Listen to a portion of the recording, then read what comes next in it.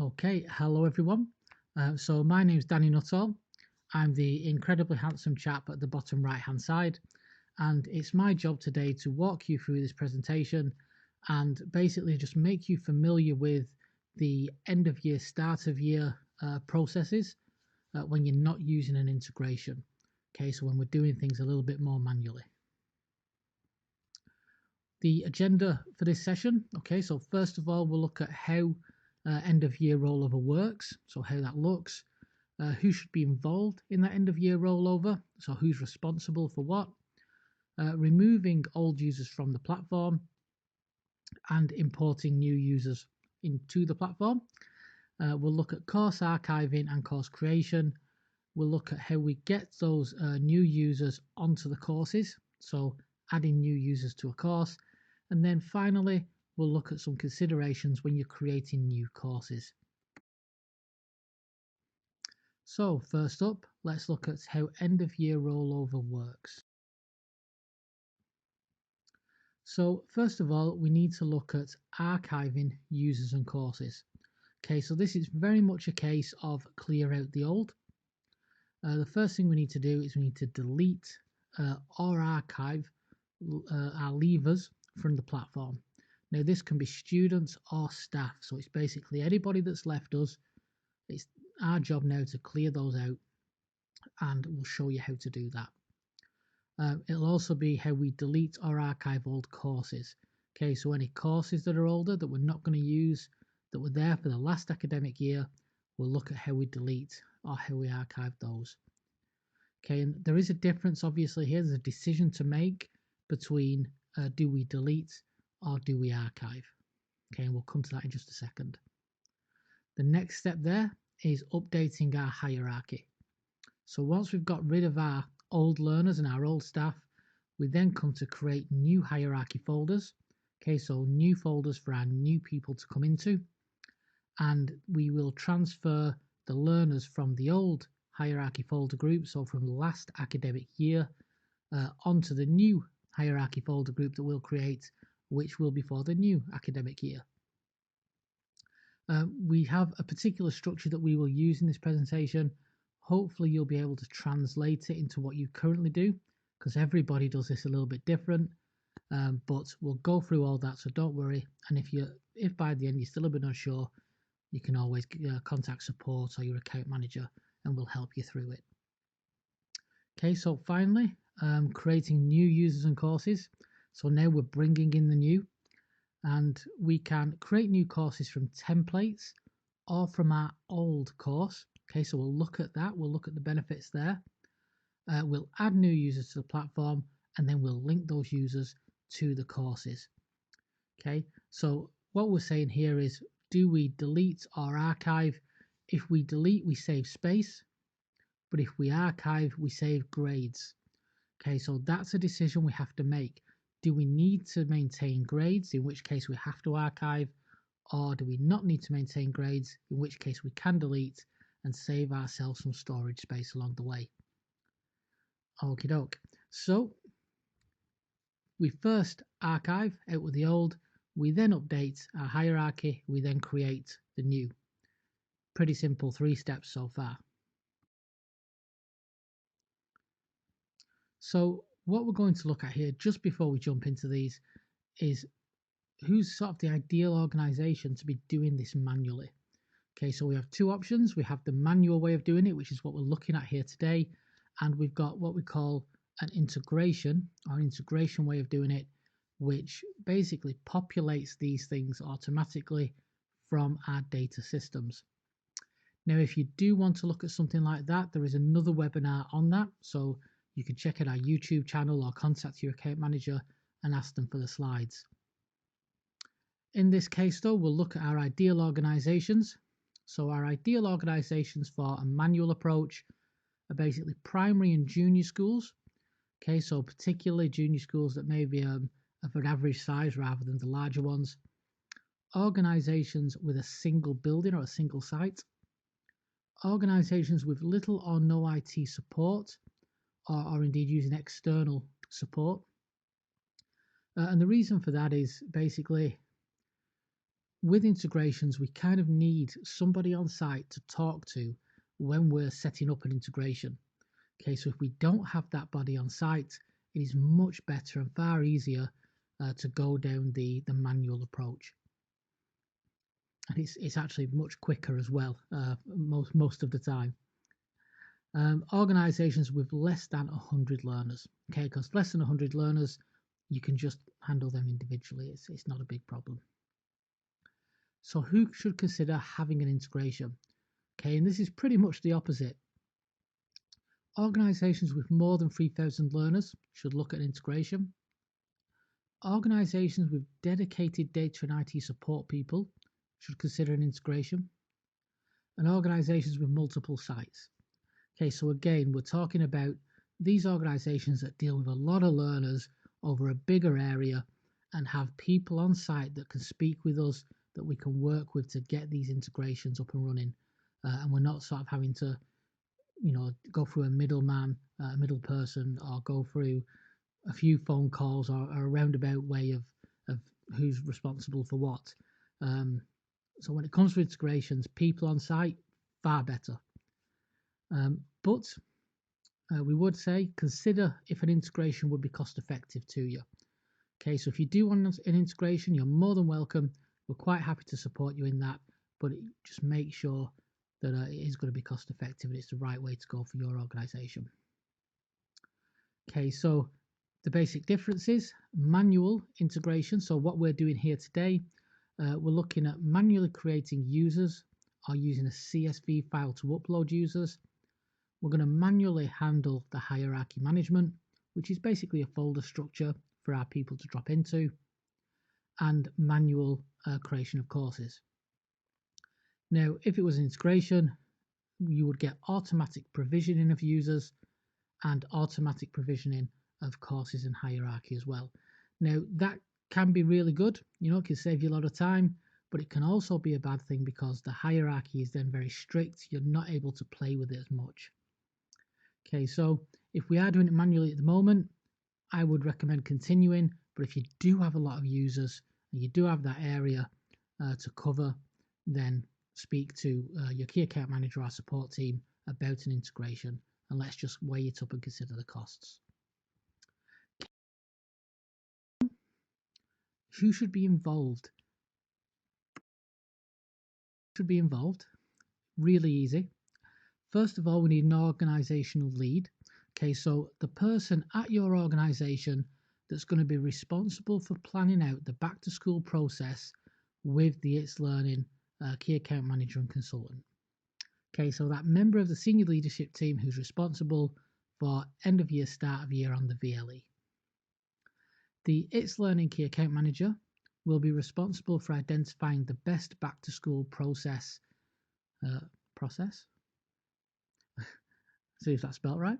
The best back to school process with the organization lead and the itslearning consultant. Okay, so what they will do is they'll speak to you, they'll get the process right for you, for your organization, and if we need a consultant, they will bring them in. Okay, so it's the account manager's job to identify any problems or any issues and bring in the itslearning consultants when they're needed. Okay, and if they're needed. And then once they are brought in, it's the itslearning consultant's responsibility to support the key account manager and the organizational lead with training, advice, or supportive services. Okay, so it's likely that you're not going to need this. You should be able to get that back to school process sorted, especially using this this webinar resource that we're doing for you here. But if there is anything a little bit tricky, we'll bring in the consultants and they can support us all the way. Okay, so I hope that makes sense there. So now we're on to removing our old users. So first of all, we have to get our hierarchy structure ready for users to be progressed or enrolled in the new year. Okay, so we've got a standard hierarchy structure in front of us here. We can see that to get to that, we need a system admin or an administrator to go to the admin menu at the top menu bar and click on hierarchy, which is the symbol of the little house. we can see then on the right hand side that we need to create our folder structure. So here we've got 2021, which is our academic year, 2020 to 2021, and we can click on add, and then we just need to type our new academic year, 2021 to 2022, click save, and we've got a folder there to put our users in for the new academic year. Now we can start adding our subfolders. Okay, so we can go all the way down to group level when we're doing this. Okay, so I'm just adding here a year 2, we'll add a year 3, and we'll just make sure that we go all the way up here, up to year 6, because then we can move our progressing learners. So people that are progressing from year 5 to year 6, we can do those progressing learners, and the learners that are being enrolled as it's their first time at school, we can put straight into year 1. We'd need there, I guess, our reception class or however we do it.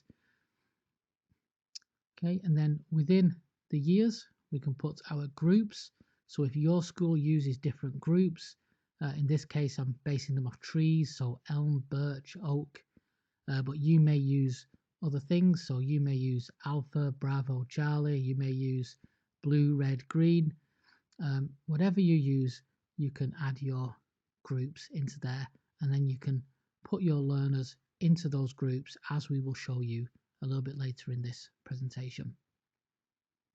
Okay, so we're literally just adding, creating a name and clicking save. Really simple.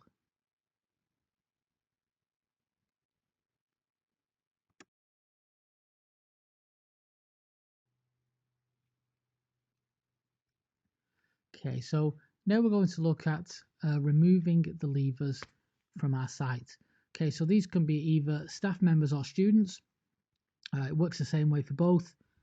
And what we need to do is go up to the admin menu on the top menu bar, click on user and access rights, which is the little blue silhouette, and then we'll see this window to our right, and by clicking on find hierarchy, we'll be able to see first of all the hierarchy we've just created at the bottom. We're going to go into last year, we're going to select year 6, these will be our levers, and once we've selected year 6 we can press OK. Now from here we need to tick the student box because we just want to search for students, and then we hit search. Now obviously if we wanted to search for staff, we'd tick that staff box instead. So now we can select a number of learners. Using the operation drop down we can select we want to delete, and then we can tick the box to perform the delete action on all 3.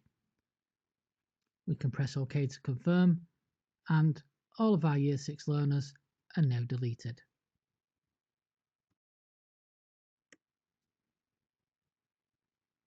So considerations when deleting users. Users will be moved to the trash can and not removed from its learning completely. Okay, so the trash can, you can see a button, a logo of it there at the top right hand side, and this means that we can get those learners back, or we can get them users back at any time. Okay, so they're going to sit there until we delete them properly. Okay, so we can get to that trash can by clicking on admin on the top menu bar and selecting trash can. Okay, so when we delete them from the hierarchy, they go into the trash can. We need to delete them from there again for them to be completely deleted. Now once they're removed from the trash can, the users and any information related to them will be lost. Okay, so as soon as we delete them from the main trash can, any grades are going to be lost, any pictures or files that they might have put onto the platform are going to be lost, and things like that. So just be mindful, particularly with staff members. Now, when staff members have marked something, that's not going to be lost. That's going to stay there because that's part of the learner's profile. So it's only if we remove the learner that that goes. But it will come that it'll say unknown user. So it'll say the person that's marked this work is an unknown user. Okay, so if you've got somebody that's in the trash can, you'll still see a name, but as soon as you've left them, as soon as you've got rid of them out of the trash can, you'll see unknown user. I hope that makes sense. Next up, any users left in the trash can will contribute to your storage allowance. So if you've deleted your users and you've just got them all in the trash can for the past 10 years, you're going to be using a lot of storage space. So delete them from the trash can to reduce storage space as well. Okay, so that's another little hint there, little trick. We can see on the second picture down on the right, this is how the trash can looks. So we can see how many times a learner's logged in or a user's logged in. And therefore we can see, if it's in this case 105, 141 times, they've probably got more information on the platform than the others. Okay, so maybe we need to just be careful of people that have logged in a lot. Okay, so let's take a look at importing our learners.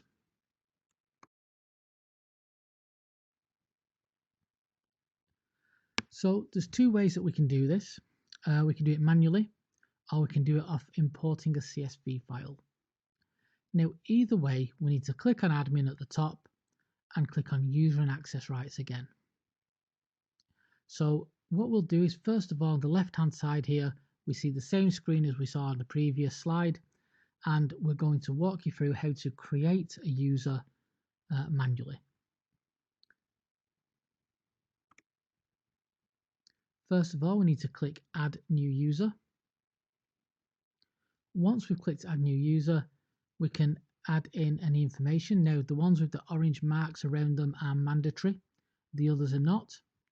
But the prefix at the top will allow us to start doing things like calling our users Mr. Doe and Mrs. Brown and things like that, and make it a bit more professional. We definitely need a username and a password. And after we've confirmed that password, we just make sure that the learner changes it the next time they log in. We can say that it never expires if we want to. And now we need to select the profile. So if it's going to be a student in this case or a staff member, we need to select that. And we need to drop them in to that hierarchy. So in this case, I'm going to put this person into year 6, although I should probably be doing it in the new year. And we always recommend adding an email address in there as well, because down here at the bottom, you can send an email to the user if they have an email address. And that's that. We've added the user. Now, if we want to update users via the CSV file, that's over here on our right-hand side. So we can see on the right, we've got another option saying import users from file. And when we click on import users from file, we get the ability to search for a file, and we'll go through how that needs to be laid out in the next slide. But we can drag and drop the file in, click save, and then we just need to change the symbol on this one here from a semicolon to a colon. Okay, and that's because we have an English system here rather than an American one. From here, it's just a case of matching up the boxes. So again, really simple. We can match up the first name with our forename field, the last name with our surname field, and our username with our student ID field in this case. And we want to make sure that the synchronization box is ticked either on the username or the email address. Okay, so one or the other. Okay, username is usually a good one, because if you've got a brother and sister or someone like that that shares an email address, that might be an issue. Once you've matched up your columns, we come down to role. We see it's on students, so that's cool. We find hierarchy, and now we decide where all our learners on this spreadsheet are going to go. So in this case, these learners are going to go into our year 2, and they're going into our Birch group. So that's it. I've found the hierarchy, I've selected the group, and I press next. It tells me there's going to be 12 new learners and 4 updated, so 4 progressors. And I can click finish. And once I've clicked finished, we confirm the finish, and the learners or the users are then imported. And we can see here a nice overview. 12 have been imported, 4 have been updated, and that's job done. So 2 really easy ways of adding learners. So now let's talk about that sample CSV layout. So when we're uploading a file full of learners instead of just one at a time, so that right hand side column there, we need it to be in a particular format. So we can see here that my titles along the top, I've got forename, surname, student ID, password and email. Now we don't actually need the password field in there, but I find it easier to specify a password for everybody so that I can tell them what that password is, whether it's, for example, dog, cat, whether it's the name of their group, so birch or oak. And we can basically give them a password and they can then change it if we allow them to on their next login. Okay, so I do like having that password field in there, although it's not mandatory. It's always an idea to have an email address in there where possible, but obviously the only things that we really need are forename, surname and student ID. Okay, so as long as we've got them three headers that we can match up into our into the list what we saw in the previous slide, then we should be good to go. And all of these learners, these 17 learners here, will all just be put into our Birch class all at the same time. Okay, so again, really quick and really easy to do. So now let's look at course archiving and creation. Okay, so we've looked at our users, we've looked at how we can delete those users and how we get our new users in there, and now we're looking at our courses. So first of all, the question is, do you use course templates? You can check if you have a template ready to use by following the instruction on the left, the adjacent instruction. I always get that word wrong, I stumble there. And you just look for the green ticks. Okay, so what we need to do is we need to go to Admin, the top menu bar, click on Courses, and then we need to find the course that we want to be creating and see if it's got a green tick next to it. Okay, so in this case, we can see an IT and an English course on the left there, and we can see that they've got green ticks on the right hand side of our school name or our organization name. That's how we know that it's a template.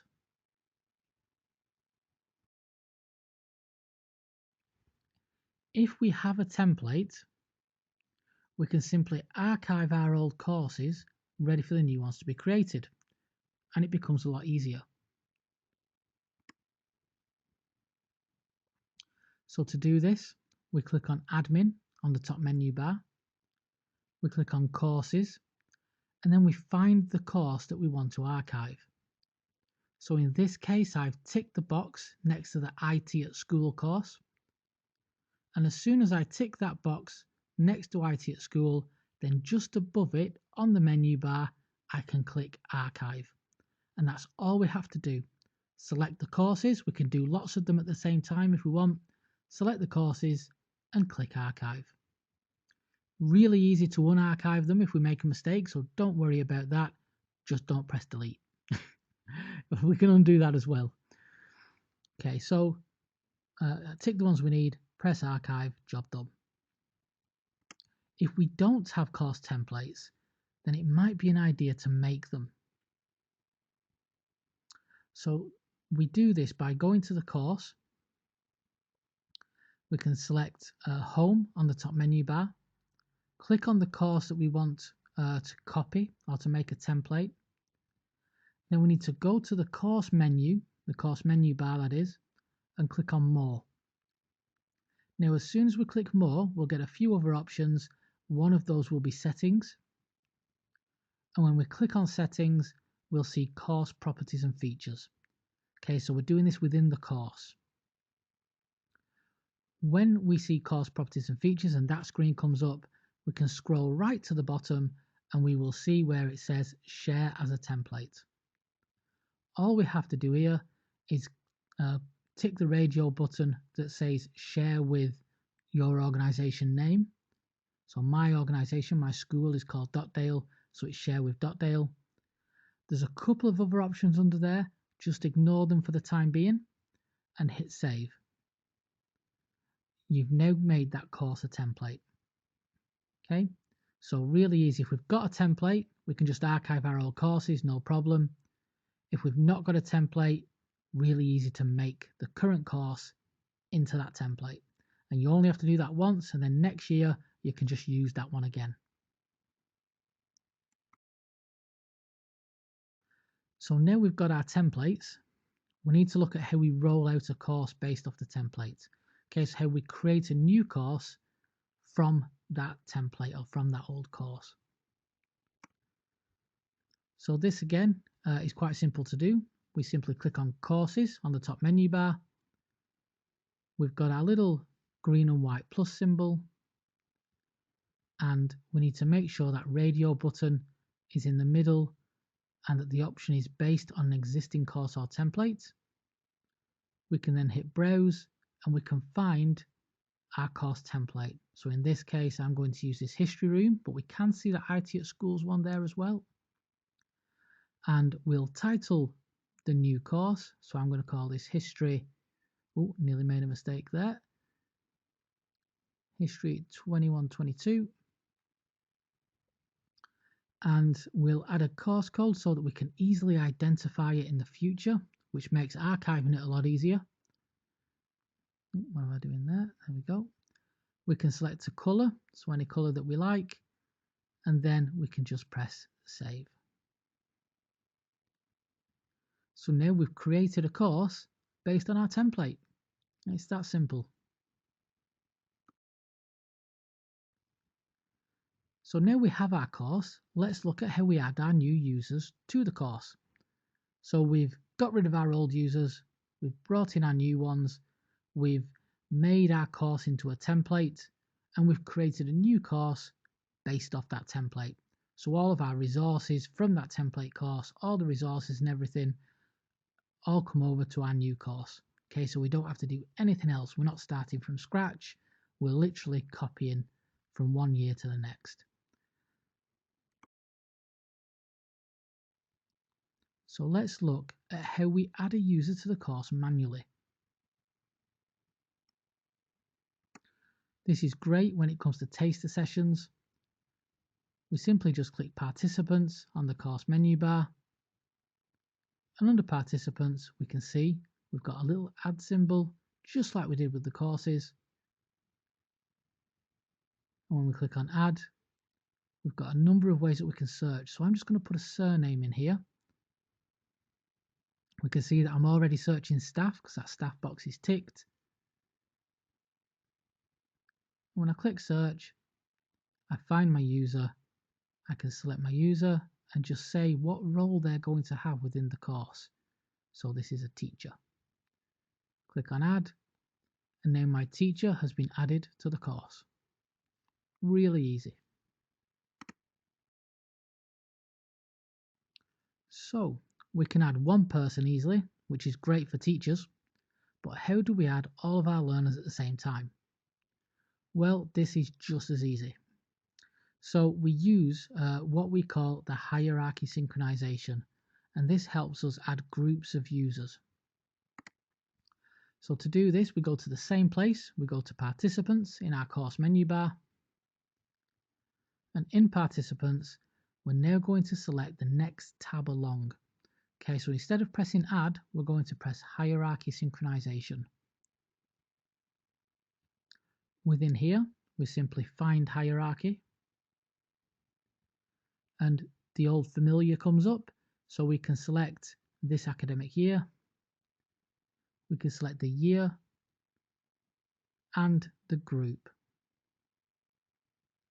So now all of the learners in Birch class will be added to my course. What we can also do though is add multiple groups to the same course. So in this case I can add Elm, I can add Elm, and I can also add any other groups that I need. We can tick the box to create groups from hierarchy, and what the system will do is it will take the learners from each group and put them in their own place, in their own folders. So when we start looking at permissioning and creating resources for our own learners, we can do this separately. So Birch learners can have resources at a different time or different resources than ELM learners. Okay, so we've got both sets of learners on the same course, and by ticking that box there to create course groups for hierarchy, the system automatically groups them for us. Okay, so it saves us a job. And that's it. That's our learners added to the course. So we are finally on the last leg, and we're going to look at some considerations that we need to think about if we're starting a new course from scratch. Okay, and this isn't for everybody. It's just for, I suppose, a few schools. And the main thing we need to consider here is, if we're starting a course from scratch, do we use the planner or do we use the dashboards? So planners are great. I love planners. They're the new thing. And when starting a new year, consider building your course from the planner. It's easier to keep everything together, and it's less work for you year on year. That's the bit I like. With dashboards, if you're using dashboards, really just make sure that all your images are still available. All the links point to the new course and not back to the old one. That's a big problem. And basically make sure that any work that needs to be put into the dashboards is put in to give the learners the best experience possible. If you do have any questions, if there is anything that you need to know or understand about the planner compared to the dashboards, do give your key account managers a call. We're always happy to help. We're always happy to walk you through the pros and the cons. The planner is the newer thing. It's the backbone to our platform in many respects, and definitely the easier way to go, and the one that's less to maintain. But we do understand that some organisations do love your dashboards, which is absolutely fine. It's absolutely great if that's what you like to do, but make sure we keep on top of them, make sure they work as expected, because we need the learner, should I say, to have a really good experience.